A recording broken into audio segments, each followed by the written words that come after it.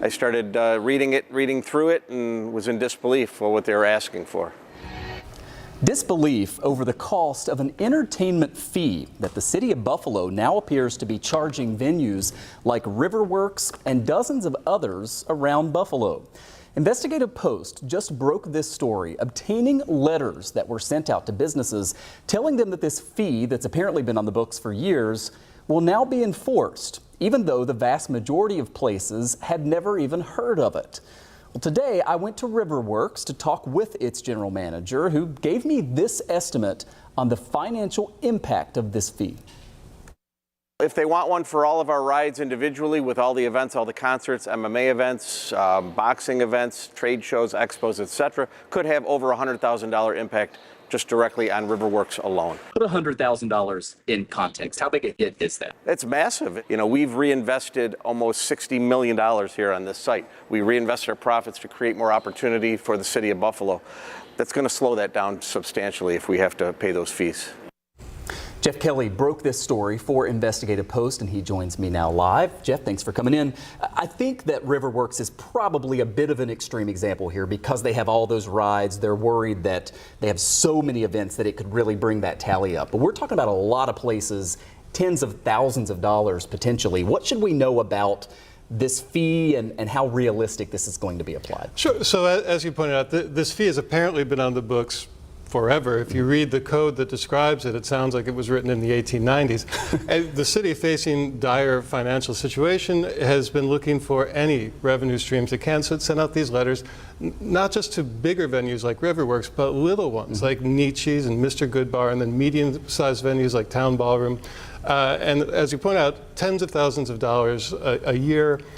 Nietzsche's has music every night, so you know it's a smaller venue, cheaper admission cost, but it adds up. So you know, this news, these letters were greeted with confusion and a fair amount of outrage, and I think there's been a fair amount of pushback directed, I think, first to city legislators, who have been then turned to the Brown administration to ask what's going on here. Yeah, explain to me how the way the fee is. I guess it's based on, for instance, a ticket price, right? So That's the right. fee will vary based on the type of event that you're doing. But supposedly, I mean, it would be to every single little event that you would have. Any event, so there's 16 categories of amusements, any event for which you charge admission that is operated for gain. And you're right, it's a sliding scale. So a relatively cheap ticket, say $25 or under, is going to cost the venue $55. Doesn't sound like a lot, but it can add up quickly if you're doing, like, you know, 6 or 7 of those events a week. The most expensive is $100 or more. It's going to cost $350. But to, you know, you talked earlier to Bill Casale down at Riverworks. They have a Ferris wheel, and that Ferris wheel will cost them $200 every day that it's open. So, you know, that by itself, that's a lot of money. Yeah, and they have several of those sort of entertainment rides and would be paying just fee after fee after fee. What sense do you get, and we did get a statement, the same one that you got from the Brown administration, basically again saying that this has been on the books and they're reminding everyone that they need to be doing this. But do you get any sense that this is actually going to be enforced? Because we've already heard from some city council members who seem to be saying, let's slow this down. Yeah, exactly. I haven't heard from the administration, though I've asked. I've sent follow-up questions to see if they're sort of backing off. I've heard from council members that there is some indication they might. And I would point out that a few years ago, the Brown administration, also desperate for money then in 2019, tried a similar thing, a way of taxing cultural events held at venues owned by the city. And the pushback then was furious and fast, and they withdrew that effort as well.